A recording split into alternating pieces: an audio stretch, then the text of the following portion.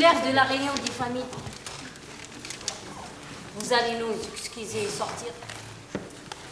Camarades, nous ne vous chassons pas. Nous vous mettons à l'écart juste le temps de ce que nous appelons réunion des familles. On a besoin d'être entre nous et prendre les décisions qui nous concernent.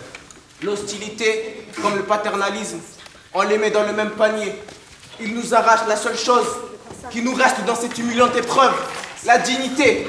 Famille, oh! Commençons l'organisation de l'occupation. Alors, je vais vérifier que tout le monde soit bien réparti dans chaque commission. Pour commencer, commission juridique, commission accueil, commission enfants, commission matériel et logistique. C'est bon. Écoutez-moi, notre organisation reste la même qu'à Pajol. Il faut juste tenir compte qu'ici, là, à Saint-Bernard, c'est plus petit. Et en plus de ça, ça reste tout de même une église. C'est tout de même un lieu saint. Tu as raison, il faut être le plus propre et discret possible. Famille, Oh! S'il vous plaît, alors, il faut qu'on avance dans l'ordre du jour. Il faut qu'on prenne la décision la plus grave que nous aurons à prendre depuis le début de notre lutte. La grève de la faim. Exactement. C'est une décision qu'il faut qu'on prenne tout de suite. Et si c'est oui, il faudra la mettre en place immédiatement et intelligemment pour pas qu'elle se retourne contre nous. Il faut que ce soit clair pour tout le monde. C'est déjà clair. Situation extrême, action extrême. Il faut faire la grève de la faim. Attends. Encore toi déjà? Oui. Bref. Est-ce que les gens ne vont pas seulement se moquer de nous en disant qu'on n'est pas sérieux et que Pourquoi? de toutes les... Attendez, laissez-moi finir, là. Et que de toutes les façons, on a l'habitude de ne rien manger dans nos pays du Sahel.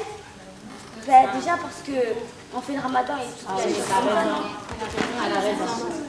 Non. Toutes les grèves de la faim sont souvent montées au début. Mais c'est notre détermination qui va faire qu'ils vont enfin nous prendre au sérieux. Oui, il faut bien réfléchir avant de se lancer. Mais les filles, le collège des médiateurs n'est pas favorable du tout. Ils pensent que c'est risqué, que ça peut même être contre-productif. Mais ils nous prennent pour des enfants, ces gens-là. Le gouvernement, les mairies, les préfectures, le collège des médiateurs. On doit leur montrer qu'on est déterminés. Oui. Voir Titi. Non, déterminés. Excusez-moi, vous les centraliers de Saint-Bernard, ce serait quoi votre victoire finale?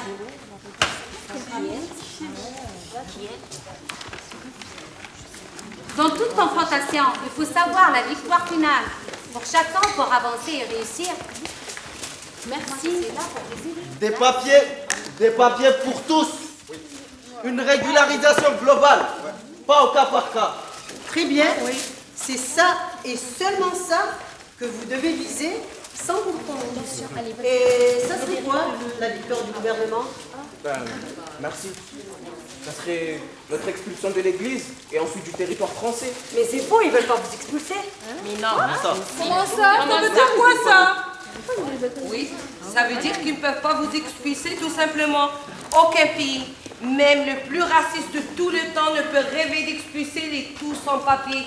Vous êtes des dizaines, des centaines de milliers à travailler comme des bêtes de somme dans leur secteur d'économie. Où leurs enfants gâtés ne veulent pas mettre les pouvoirs. Et vous payez des taxes, vous payez des cotisations et vous n'avez même pas droit de prestations. Non. Sauf en cas d'urgence. Eh oui, elle a raison. Non, n'est-ce pas? Oui, Leurs enfants gâtés des citoyens courent derrière les médecins au moindre des choses, se gavent des médicaments coûteux. Par contre, vous, tenez. Par contre, vous êtes un groupe social corviable à merci, à cause de votre précarité administrative. Finalement, le capitalisme aime bien les gens comme vous. En vérité, le système vous adore. Non,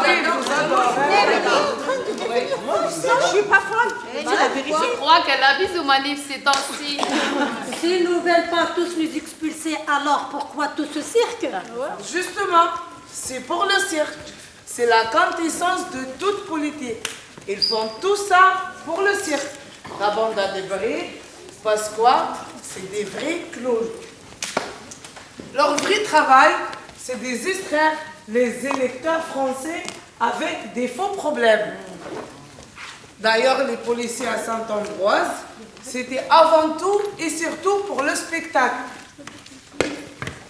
Française Français, dormez bien. Le gouvernement veille à vos instincts les plus grégaires. Vous avez vu, on chasse des méchants noirs de vos églises parce que non seulement ils volent votre travail, mais en plus, ils abadardissent vos lieux sacrés, profanent vos lieux millénaires. Françaises, Français, dormez en paix. On veille à vos réveils. N'oubliez surtout pas de voter pour nous. Voilà ce qu'il dit le gouvernement. Vous êtes censés de ne plus parler et de ne pas faire des problèmes comme d'habitude. Vous êtes censés de retourner dans vos cachettes et ne plus vous faire voir. On a fait le contraire, non? Totalement. On est devenu trop visible. Exactement. On ne peut plus nous expulser sans crainte de retomber. C'est ça. La victoire du gouvernement, ça serait de ne plus nous voir. Ne plus entendre parler de nous. C'est ça. Vous voudrez tous se réveiller et ne plus nous voir à la télé. T'as compris? Exactement. Ne plus nous entendre parler de nous, ne plus nous entendre à la radio. Ne plus lire des articles sur nous. Voilà, tu as tout compris.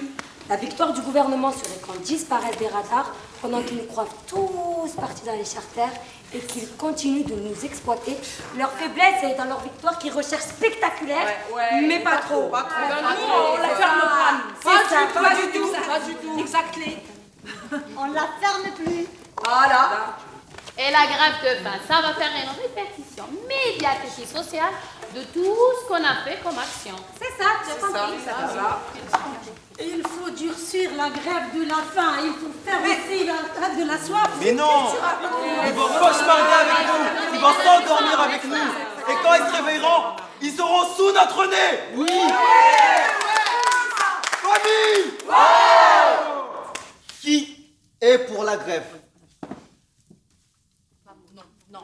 Famille. C'est bientôt le 14 juillet. Il se passera quelque chose. Les artifices, non? Oui, ils vont nous distribuer des papiers au nom de liberté, égalité, fraternité. Symboliquement, ce jour-là, c'est rien du tout. Symboliquement, tout ce que représente aujourd'hui le 14 juillet est un jour de vacances. Liberté, égalité, férié, chômé et payé. Et fait d'artifice. Aucun d'entre eux ne se souvient de ce jour-là. Et est-ce que vous savez pourquoi? Pourquoi? Parce que ce sont des descendants de la Guesaille, asservis par une aristocratie et une bourgeoisie autoproclamée de sang bleu. La Guesaille partit à l'assaut de la Bastille. Elle venait de plusieurs siècles de servitude et de souffrance. Elle rêvait de liberté, d'égalité et surtout de fraternité, grâce à laquelle elle a réussi à traverser des âges durs. La Guesaille partit à l'assaut de la Bastille. Tous les gens fous, déjà quelques chances, qui hurlaient de joie à la décapitation de Fontaine. Aujourd'hui, ils auraient honte de constater que leurs filles et leurs fils sont toujours dirigés par des filles, des fils Galou de Villepin, du Jupin de Fondomière, de Batou d'Hautefeuille. Ils auraient vraiment honte. Mais quoi? Les gars, elle délire. Non, je ne le dis pas. Il faut savoir que la Guesaille qui est partie à l'assaut de la Bastille, sa vraie descendance, c'est nous.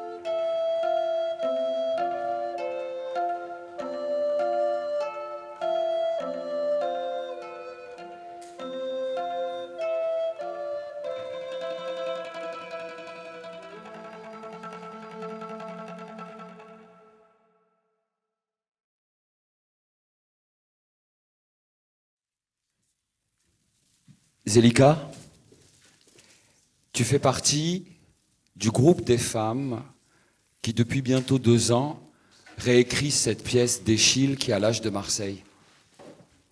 Derrière toi, maintenant, Tu vois, il y a une image.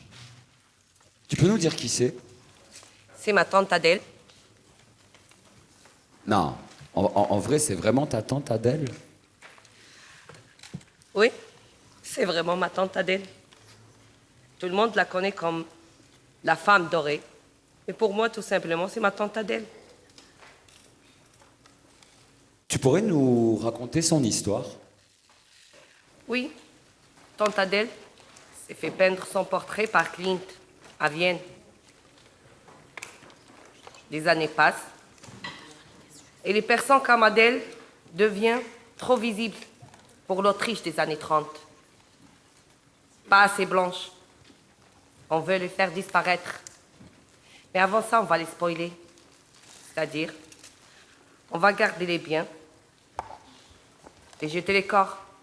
D'abord sur les routes, après dans les trains, après dans les camps. Et tante Adèle? Non, tante Adèle, elle est belle. Elle est dorée. On veut la garder. Mais on veut faire disparaître la famille qui va avec.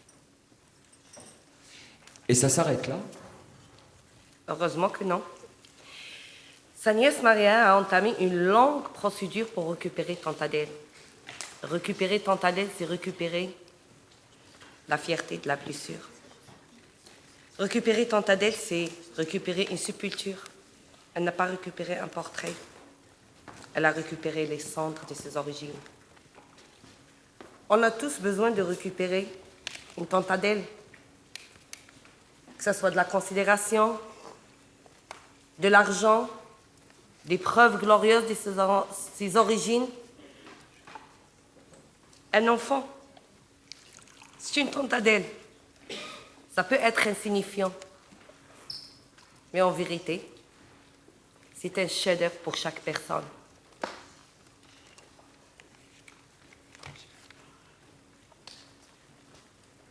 D'ailleurs, dans son combat pour récupérer le portrait, les médias ont titré « Mais qui est cette femme étrangère, sans droit, qui veut récupérer un morceau de nos biens ?» Ces portraits font partie du patrimoine autrichien. Soit. Et les personnes disparues dans les camps, ne faisaient-ils pas partie du patrimoine autrichien?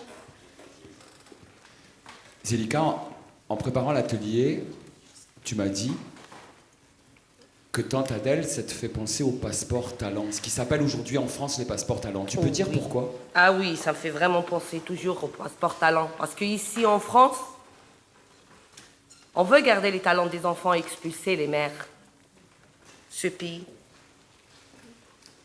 ce grand pays,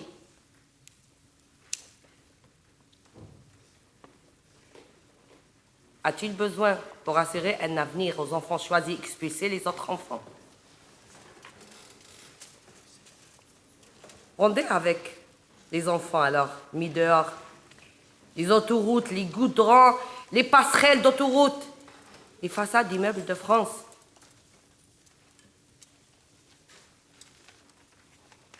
Avec l'obligation de quitter le territoire. Rendez les masses guinéens qui brandaient M. Jacques Chirac. Vous savez, Hitler a fait fondre les gens. Donc on peut encore voir les musées aujourd'hui. On peut voir encore les œuvres au musée aujourd'hui. Leur nom se écrit sur des monuments. Écrire le nom d'un disparu, c'est pas très fort. Les Autrichiens ont écrit des noms, mais gardent-les bien. J'ai vu le mémorial juif avec les noms. Écrire ces noms ne feront pas revenir les morts. J'ai vu le mémorial avec les noms du bataillon sénégalais, marocains, tunisiens, indo-chinois, malgaches. écrire ces noms. Nous ne retiendrons pas nos enfants sur ce sol de France. On a des demoiselles, les victimes des spoliations.